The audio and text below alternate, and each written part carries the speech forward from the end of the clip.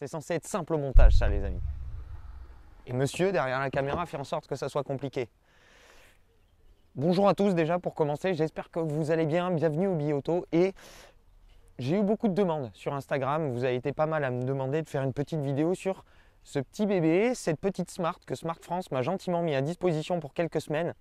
Smart Q électrique, donc version Fortwo, cabrio, très cool. Et clairement je comptais pas forcément vous faire une vidéo dessus, mais comme vous avez été pas mal à le demander, je vous la montre parce que c'est pas forcément une voiture totalement le Bi-Auto, mais bon, clairement en ville c'est quand même top. C'est un bijou, c'est un petit outil si vous voulez, c'est un petit outil pour la ville. Ça braque dans un mouchoir de poche, ça consomme pas grand chose et en électrique. Et c'est hyper pratique parce que vous garez ça dans des toutes petites places, vous ne payez pas le stationnement quand vous rechargez dans Paris et ça c'est très pratique, ça fait faire des grosses économies. Et je voulais vous présenter un petit peu la différence qu'il y a par rapport à l'ancienne version que vous pouvez voir dans un ancien live qu'on avait fait avec Hugo d'ailleurs aussi à Versailles. Sous la pluie. Et là il fait grand beau, c'est magnifique, il serait temps, on est quand même en juin, fin juin même. Et vous pouvez voir la différence. Déjà, la plus grosse différence qu'il va y avoir par rapport au précédent modèle, c'est la face avant. Les feux sont totalement remaniés. On passe de l'halogène au full LED. Clignot, feu, plein phare, full LED. Ça fait une grosse diff pour ceux qui ont des Smart actuels. Dès que vous sortez un petit peu de la ville, elle n'est pas faite pour ça, je vous spoil le truc de suite. Dès que vous sortez un petit peu de la ville, vous voyez plus grand chose, les phares halogènes n'éclairaient pas très loin. Là, en full LED, le problème est totalement résolu. On a une nouvelle grille, une nouvelle calandre avec des petits trucs aéro ici, là pour passer votre main, là, là. Pour gagner en six. Ouais, c'est pratique pour l'aéro. Attention poteau derrière toi. Fais pas renverser par le 406. Et petit badge EQ, donc 100% électrique. Et c'est quasiment tout en différence esthétique. On va avoir l'arrière aussi, suis-moi. Vous allez là, aller en version décapotée. Voilà, parce qu'il fait beau, on a décapoté, on se la pète un peu. Et on a des nouveaux feux arrière aussi qui passent en full LED. Et sinon, esthétiquement parlant, il n'y a quasiment que ça. Il n'y a même que ça en différence. Pour résumer, c'est une batterie de 17,6 kWh qui fournit en puissance 60 kW. 60 kW, ça fait à peu près 82 chevaux, 160 Nm. Au roue arrière, c'est une petite propulsion.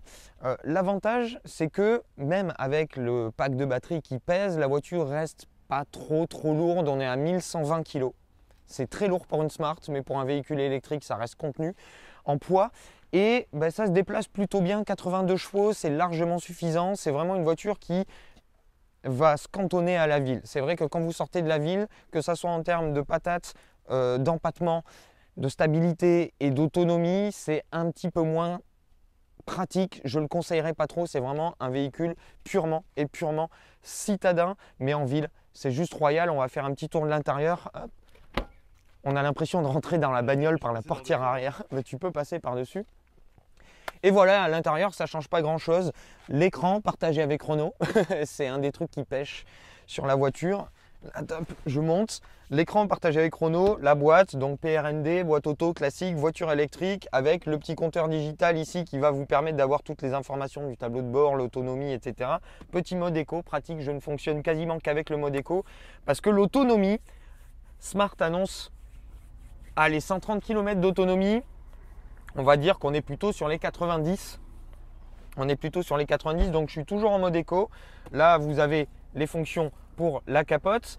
Et l'avantage, c'est que la Smart Cabrio, c'est vraiment un cabrio. Vous pouvez virer ces deux arceaux et avoir réellement un vrai cabriolet. Voilà.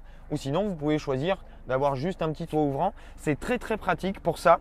Et qu'est-ce qu'on peut dire avant de prendre la route pour la question pratique? Là, on a le petit compteur avec le pourcentage de la charge et la puissance d'accélération ou de régénération quand vous relâchez ou quand vous freinez. C'est plutôt pratique parce qu'en récupération, c'est pas mal. Sur une bonne petite descente, vous pouvez récupérer 2-3 km. C'est l'avantage de l'électrique. Vous pouvez vraiment maîtriser un petit peu votre consommation.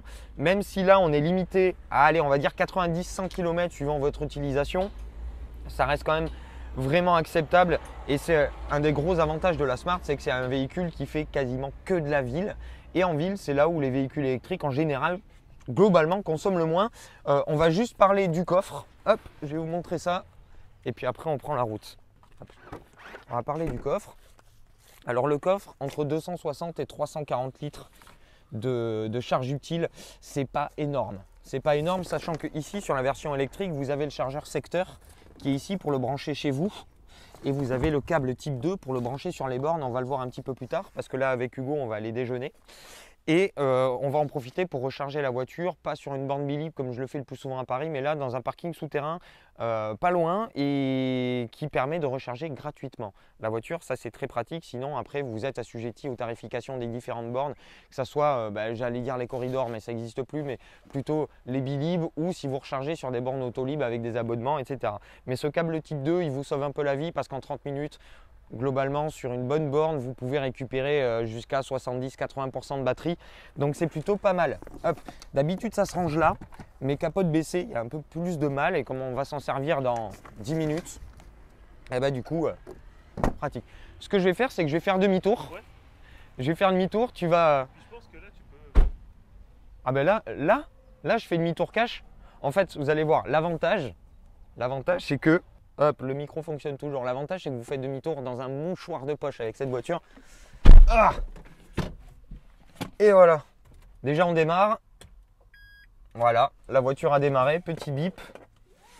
Et, pardon pour le micro, on va faire comme ça. Et là, regardez. Et voilà, demi-tour. C'est pas beau ça? C'est pas beau ça? La voiture bip dans tous les sens. À la limite, Hugo monte avec moi et puis on va prendre la route. Hop. Et là, c'est impeccable. On peut prendre la route. Alors, comme vous le voyez, pour des raisons d'autonomie, j'ai coupé la clim. Mais là, on peut le remettre comme on va aller charger la voiture après. Et je suis en mode éco. Voilà. Le mode éco qui est largement suffisant. En fait, la plus grosse différence que vous allez avoir entre le mode éco et le mode normal, c'est vraiment une réactivité à la pédale. La voiture va avoir un tout petit peu moins de watts directement.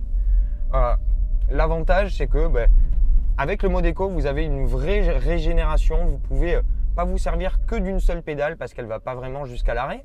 Mais vous pouvez, là, on est dans une descente. On est à 74 km d'autonomie.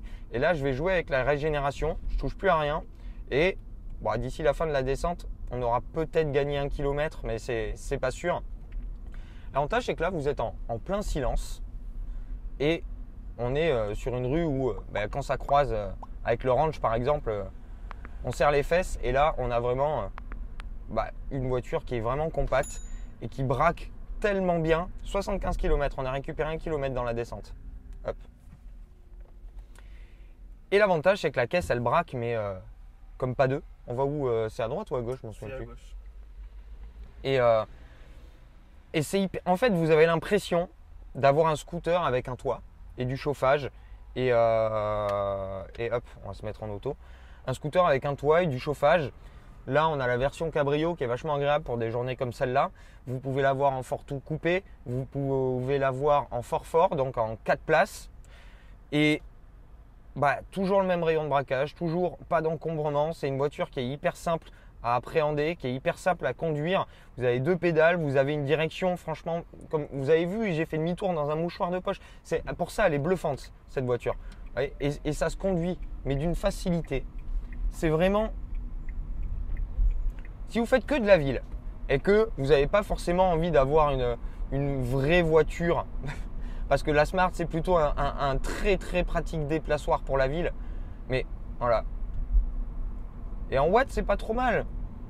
Quand vous démarrez dynamique en ville, si j'enlève le mode éco, hop, et ça roule convenablement. Voilà. Mais si vous… Et là, je remets le mode éco pour avoir un petit peu de régène. Et là, je suis à 88% d'éco score. Mais voilà, j'ai pas grand chose à dire sur cette Smart parce que oui, elle a des défauts, manque d'autonomie, le CarPlay n'est pas encore disponible, ça sera disponible, vous avez été pas mal à me poser la question, ça sera disponible très bientôt, j'ai pas encore la date précise, avec un nouvel écran et sur celui-là, normalement, ça devrait être disponible grâce à une mise à jour bientôt. Donc, vous allez pouvoir avoir CarPlay. On a évidemment le Bluetooth, on a une prise USB pour pouvoir recharger le téléphone et pour avoir la musique du téléphone. Mais voilà, on aura CarPlay avec la possibilité d'avoir Waze, etc. sur l'écran d'ici pas longtemps, normalement. Et ce qui va lui apporter une grande valeur ajoutée parce que c'est un peu ce qui manque. C'est un peu tout ce qui lui manque, clairement. Alors, même pas un quart de volant et hop, on fait un angle droit. C'est pour ça on l'adore cette voiture. Pour ça vraiment on l'adore. Encore une descente, ça tombe bien. Parce que ça nous a quand même coûté les 3 km de montée tout à l'heure nous ont coûté 15 km d'autonomie. Donc là on va les rattraper. Mais le freinage est super bon en plus. Ça pour ça c'est très pratique. Évidemment. Une voiture électrique, tu utilises très peu tes freins. Tu utilises très peu tes freins parce que le moteur électrique va servir de régénérateur et ralentir la voiture pour emmagasiner l'énergie cinétique et la restocker dans la batterie. Et pour ça, c'est pratique. Et le but, c'est d'essayer de se servir, de mettre une charge à l'accélérateur et de laisser vivre la voiture. Là, on est en descente, donc ça se passe plutôt bien. Et on récupère des kilomètres d'autonomie. Qu'est-ce qu'on peut dire encore Ouais, alors, niveau suspension, c'est un peu ferme, mais on comprend vite pourquoi. Comparé à la... C'est une voiture qui est très étroite, c'est une voiture qui n'est pas large, c'est une voiture qui a un empattement tout court, c'est tout droit là encore. Ouais, de toute façon, je peux pas aller. C'est une voiture qui a un empattement hyper court, qui est très étroite, et pourtant ça tient hyper bien la ville, ça tient hyper bien la route. Franchement, c'est un petit kart, et ça c'est vachement agréable. Combiné à cette direction hyper directe qui tombe dans un mouchoir de poche, en fait vous avez vraiment une voiture qui est hyper dynamique à se faufiler en ville. Voilà, c'est un peu raide. Mais hormis ça, c'est vraiment nickel et c'est vraiment une voiture qui, au quotidien, quand vous faites que du trajet urbain, c'est royal. C'est royal. Vous la rechargez, si vous ne faites pas beaucoup de bornes, vous la rechargez une ou deux fois par semaine, vous la branchez chez vous, vous la branchez dans un parking comme on va le faire maintenant, ou sur une place Bilib dans les centres-villes, comme ici à Paris, et vous n'avez pas vraiment de soucis. La recharge coûte en moyenne 2,50 €. En moyenne, je dis, parce que ça peut vraiment varier selon les tarifications des opérateurs, mais bon, clairement, c'est vraiment convaincant. C'est un joli package pour celui qui fait vraiment que de la ville. Et là, micro rond-point. Et on peut le prendre complètement avec le range. Je suis obligé de couper pour passer correctement. Et là, hop, ça se faufile avec une facilité pas possible. Tac. Et les éboueurs, tout ce qu'on aime. On a de la chance, c'est sur la droite. Et là, on arrive au parking, les amis. Et on va pouvoir recharger la voiture avant d'aller déjeuner. Et on va vous montrer un petit peu comment ça se passe. C'est d'une simplicité folle. Comme quand tu branches ton téléphone. Et en plus, regardez, tu te faufiles dans le parking. Là, la lumière, elle va bien changer.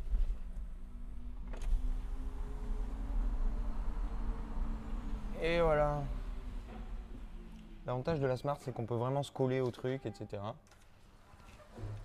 Et là, hop. Voilà.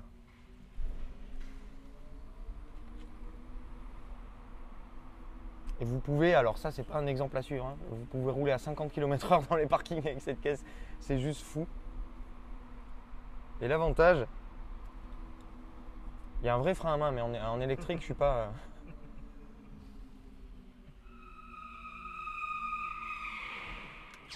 Fast and Furious.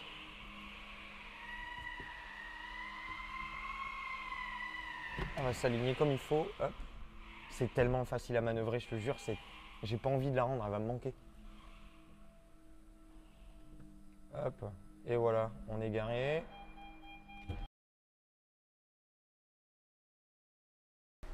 Et l'avantage principal, c'est que dans ce parking, il n'y a pas forcément besoin de se loguer avec une carte d'abonnement, etc. Vous avez simplement à brancher la prise et en fait, la voiture va charger pendant que vous allez aller déjeuner. Là, on a la prise type 2 qui est ici. La petite trappe de recharge qu'on ouvre juste là. Je vais aller brancher la prise ici. Hop, sur le mur, sur la wallbox. On branche ici. Et normalement, la voiture va se mettre à charger.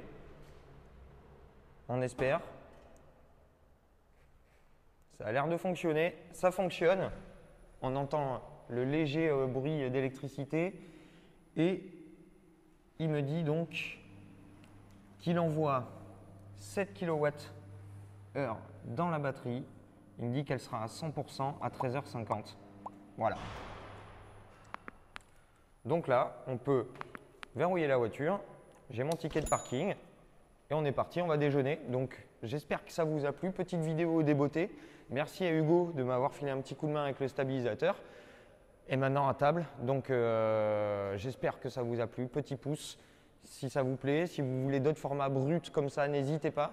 Et moi, je vous souhaite une très très bonne continuation et puis surtout une bonne fin de ce que vous êtes en train de faire. À très vite les amis. Ciao.